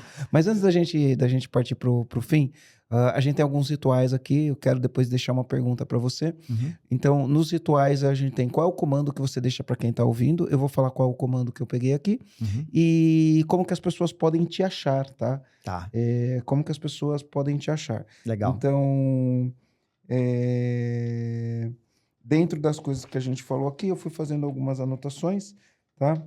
E uma das coisas que eu entendi aqui é que a gente pode ser mais efetivo, né? Meu comando é a gente pode ser mais efetivo entendendo as pessoas, a gente pode ser mais efetivo colocando as pessoas certas no lugar certo para poder aumentar nosso lucro, né? Uhum. No final do dia, é isso que a gente quer, aumentar o nosso lucro, tá? Esse é o meu comando. Qual é o comando que você deixa? Mas antes do comando onde as pessoas te acham? Ah, legal. Nas minhas redes, então, eu tenho o canal no YouTube, Rafael Medeiros, e também tem meu Instagram, Sou Rafa Medeiros. Sou Lá tem Rafa Medeiros. Conteúdo diário E sobre esse lá tema. você fala sobre o código da influência. Quer Todo- causar influência no seu time, no seu cliente e transformar isso em lucro. Perfeito. Você vai lá e Todo vai santo falar dia sobre tem isso. conteúdo lá, gratuito. Aham. Que legal, Uhum. que legal. Então, pensa que esse comando que você vai deixar agora é um comando que 8 bilhões de pessoas no planeta, como diria o JJ, né, vai ouvir. Qual o comando que você deixa? Boa. Para mim, o comando é influência gera lucro, influência humanizada gera lucro extraordinário. Influência gera lucro, influência humanizada gera lucro extraordinário. Boa, boa. Rafa, obrigado, entregou demais, tá? De Obrigado, coração irmão. aqui eu agradeço.